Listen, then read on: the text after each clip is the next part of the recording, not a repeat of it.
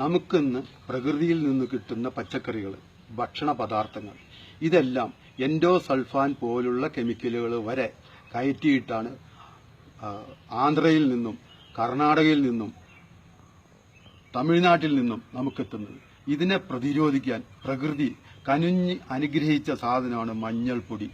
മഞ്ഞൾ ഇത് എങ്ങനെ കഴിക്കണം, ഏത് വിധത്തിൽ കഴിക്കണം എന്നതിന്റെ ഒരു ചെറിയ ഡെമോൺസ്ട്രേഷൻ ഒരു വൈദ്യർ എന്ന നിലയ്ക്ക് ഞാൻ നിങ്ങളോട് പറയുകയാണ്. ഗ്ലാസ് എടുക്കുക. ഗ്ലാസ്സിൽ ഒഴിക്കുന്നത് ഇത് ചാരായം അല്ലെങ്കിൽ ബ്രാൻഡി, റമ്മ്. ഈ ചാരായം എന്ന് പറഞ്ഞാൽ നമ്മൾ കഴിക്കുന്ന എല്ലാ അരിഷ്ടത്തിന്റെ അകത്തും ടോണിക്കിന്റെ അകത്തും ചാരായം കയറ്റിവിടുന്നുണ്ട്. പക്ഷെ ആ ചാരായം ടോണിക്കും കഴിക്കുന്ന ഒരു വ്യക്തിക്ക് ഒരിക്കൽ നിന്നും അതിൽ നിന്ന് മുക്തിയാവാൻ പറ്റുന്നില്ല. സാമ്പത്തികമായും അവര് ഈ കമ്പനികൾ നമ്മളെ ഡ്രെയിൻ ചെയ്യും. അതിന് ഞാൻ ഒരു ഡെമോൺസ്ട്രേഷൻ നിങ്ങൾക്ക് കാണിക്കുകയാണ്.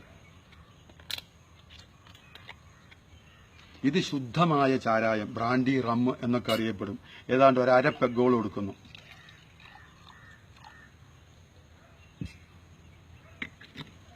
ഇതിൽ ചേരുന്നതാണ് തേൻ.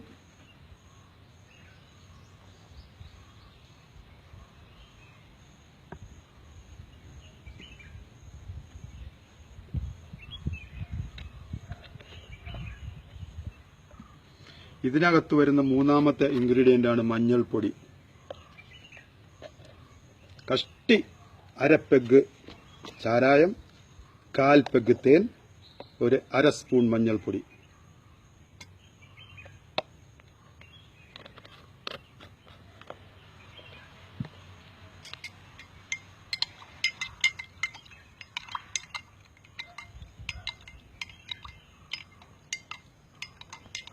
ഇത് ഭംഗിയായി മിക്സ് ചെയ്യുക. ഭംഗിയായി മിക്സ് ചെയ്യുമ്പോൾ ഇത് അല്പം കട്ടി കൂടുതലാണ്. ഇതിന്റെ കട്ടി അല്പം കുറയ്ക്കുന്നതിന് ഒരു അല്പം വെള്ളം കൂടെ ചേർക്കാം.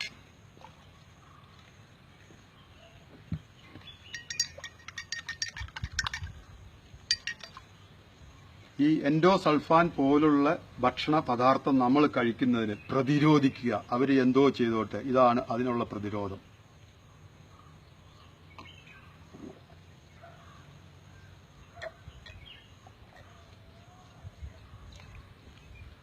ക്യാൻസർ എന്ന രോഗം ഫസ്റ്റ് സ്റ്റേജിലാണെങ്കിലും സെക്കൻഡ് സ്റ്റേജിലാണെങ്കിലും അതിനെ പ്രതിരോധിക്കാൻ വരെ ഉത്തമമായ മരുന്നാണ് ഈ കൂട്ട്.